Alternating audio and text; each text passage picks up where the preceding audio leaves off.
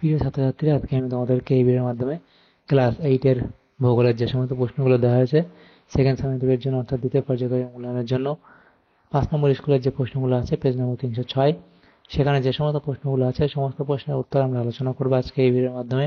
তোমরা ভিডিওটা শুরু থেকে শেষ অবধি অবশ্যই দেখবে এবং চ্যানেলে যদি তোমরা নতুন হয়ে থাকো অবশ্যই তোমরা চ্যানেলটাকে সাবস্ক্রাইব করে রাখবে। পরবর্তী যে স্কুলগুলো আছে সেই স্কুলগুলো প্রশ্নোত্তর পাওয়ার জন্য এবং এর আগের যে স্কুলগুলো ছিল সেই স্কুলগুলোর প্রশ্ন উত্তর আমরা আলোচনা করে দিয়েছি। তোমরা প্লেলিস্ট থেকে সেই প্রশ্ন উত্তরগুলো পেয়ে যাবে, সেখান থেকে তোমরা অবশ্যই সেই প্রশ্ন উত্তরগুলো দেখে নিও। আর আজকে আমরা আলোচনা করবো এই 5 নম্বর স্কুলের প্রশ্ন উত্তরগুলো। এই প্রশ্ন উত্তরের পিডিএফ তোমরা আমাদের টেলিগ্রাম চ্যানেল থেকে পেয়ে যাবে। ডেসক্রিপশনে আমাদের টেলিগ্রাম চ্যানেলের লিঙ্ক দেওয়া আছে, সেখান থেকে তোমরা আমাদের টেলিগ্রাম চ্যানেলে যুক্ত হতে পারবে। তো এখানে দেখো যে প্রশ্নগুলো দেওয়া হয়েছে আমাদের প্রথমে 5 নম্বর স্কুলে, সেখানে আমাদের 10টা প্রশ্ন আছে, এমসিকিউ টাইপ প্রশ্ন 10 নম্বর দেওয়া হয়েছে। একের দাগে কি বলা হয়েছে, সঠিক উত্তরটি নির্বাচন করো। একের দাগের এক প্রশ্ন বলা হচ্ছে, তুমি যদি মাঝ সমুদ্রে একটি জাহাজে ডোলড্রামস এ থেমে থাকো তাহলে তুমি নিরক্ষীয় এলাকায় আছো। অপশন। এরপরে প্রশ্ন, দক্ষিণ আমেরিকায় দেখতে পাওয়া যাবে দীর্ঘতম পর্বতশ্রেণী। Option B. অশ্ব অক্ষাংশ দেখা যায় 25 ডিগ্রি থেকে 35 ডিগ্রি উত্তর দক্ষিণ অক্ষাংশে। এরপরে প্রশ্ন বলা হয়েছে, রকি পার্বত্য অঞ্চলের উষ্ণ বায়ু চিনুক নামে পরিচিত। Option C. এরপরে আছে, আমেরিকা যুক্তরাষ্ট্রের মধ্যে সর্বাধিক গম উৎপন্ন হয়। আমেরিকা যুক্তরাষ্ট্রের মধ্যে সর্বাধিক গম উৎপন্ন হয়, এটা হবে অপশন বি, অর্থাৎ ডাকোটা রাজ্যে। এরপরে প্রশ্ন, সেন্ট লরেন্স নদীর উৎস। সেন্ট লরেন্স নদীর উৎস, সেটা হবে এখানে অন্টারিও হ্রদ। Option B.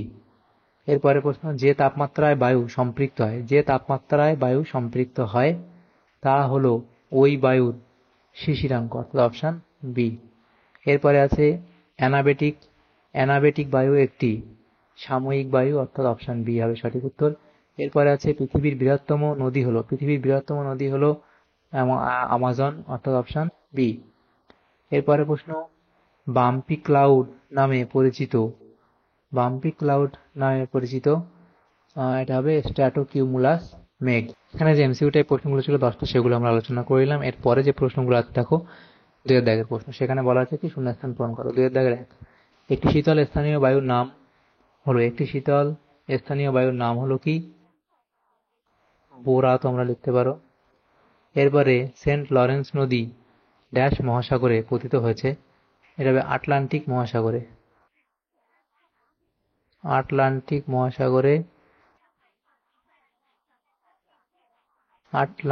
মহাসাগরে পতিত হয়েছে। 3 এর দাগে বলা আছে, ড্যাশ মেঘে ঢাকা আকাশ দেখতে অনেকটা ম্যাকারেল মাছের পিঠের মতো, এটা হবে সিরোকিউমুলাস। তাহলে এটা হবে কি? সিরোকিউমুলাস।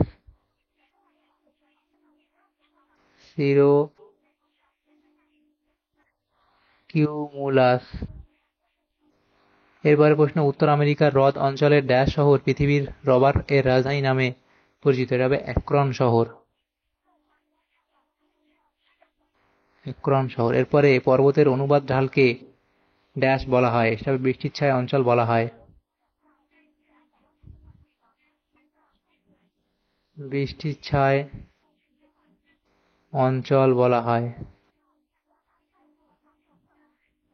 এরপরে 6 দাগের প্রশ্নে কি বলা হয়েছে, নিরক্ষীয় অঞ্চলে সারা বছর ড্যাশ চাপ বিরাজ করে। নিরক্ষীয় অঞ্চলে সারা বছর নিম্নচাপ বিরাজ করে।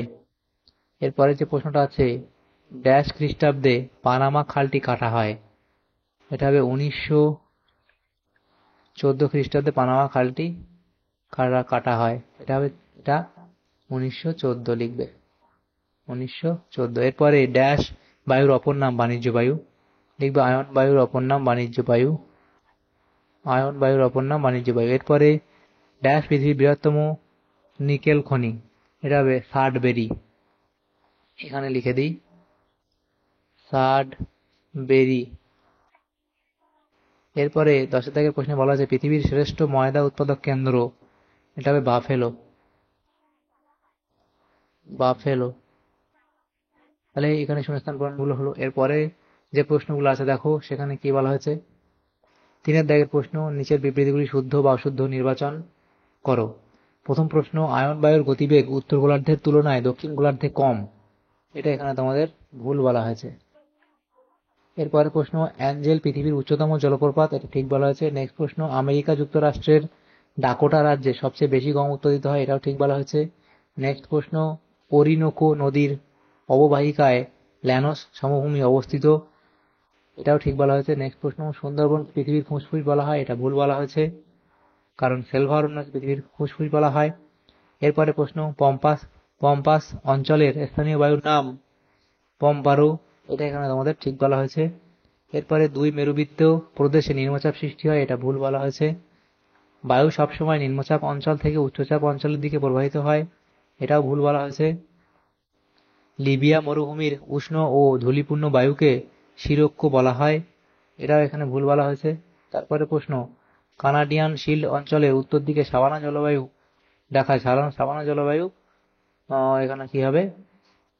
আচ্ছা, এখানে এটা আগেরটা, লিবিয়া মরুভূমি উষ্ণ ও ধূলিপূর্ণ বায়ুকে শিরোক্ষ বলা হয়, এটা এখানে তোমাদের ঠিক বলা হয়েছে। এরপরে কানাডিয়ান শিল্ড অঞ্চলের উত্তর দিকে সাভানা জলবায়ু দেখা যায়, এটা এখানে তোমাদের ভুল বলা হয়েছে। তাহলে এটা প্রথমটা ভুল, তারপর একটা ঠিক বলা হয়েছে, এবং তারপর একটা ঠিক, তারপর একটাও ঠিক বলা হয়েছে। এটা ভুল বলা হয়েছে, তারপর একটা ঠিক বলা হয়েছে, তারপর একটা ভুল, তারপর একটাও ভুল বলা হয়েছে, এবং ঠিক, তারপর একটা আবার ভুল বলা হয়েছে। 4 দাগের প্রশ্নে বলা আছে নিচে টিকা লেখো। এই যে প্রশ্নগুলো আছে, 6টা প্রশ্ন আমাদের 2.5 নম্বর করে দেওয়া হয়েছে, 4টে প্রশ্ন উত্তর করতে হবে 10 নম্বর। এখানে দেখো প্রথম প্রশ্ন, ITCZ, ITCZ সম্পর্কে তোমাদের লিখতে হবে। এর অর্থ লিখবে ইন্টার ট্রপিক্যাল কনভার্জেন্স জোন। এরপরে সংজ্ঞা এটা লিখবে এবং এর অবস্থান তোমরা লিখে দেবে এই অবধি।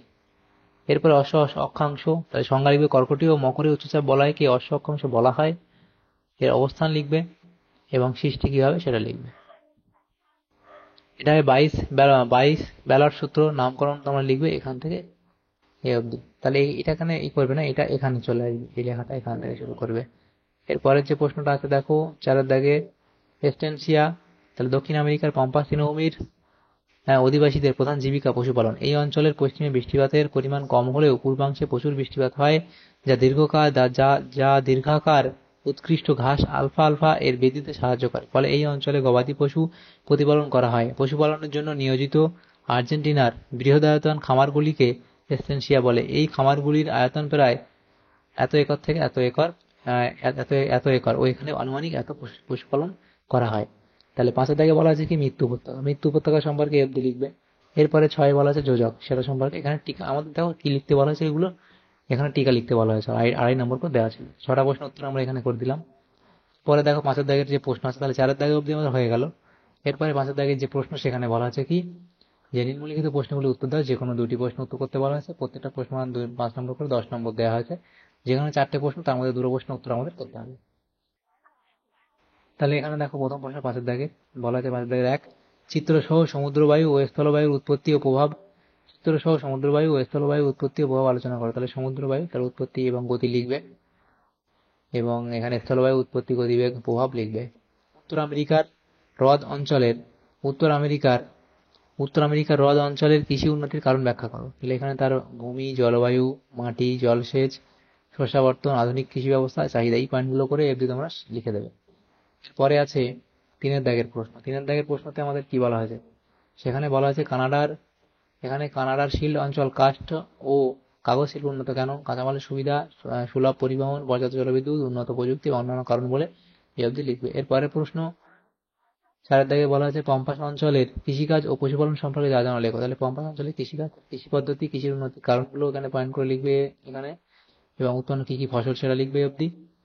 তারপরে আছে কি পশুপালনের উন্নতির কারণ, তাহলে বিস্তীর্ণ চারণভূমি, অনুকূল জলবায়ু, পশুখাদ্যের যোগান, চাহিদায়, উন্নত প্রযুক্তি, পশুপালন পদ্ধতি, উন্নত পশুজাত দ্রব্য, এবং পশুপালন কেন্দ্র এবং পশুপালনের সমস্যা, এই পয়েন্টগুলো করবে। তাহলে এই প্রশ্ন তোমাদের হয়ে যাবে।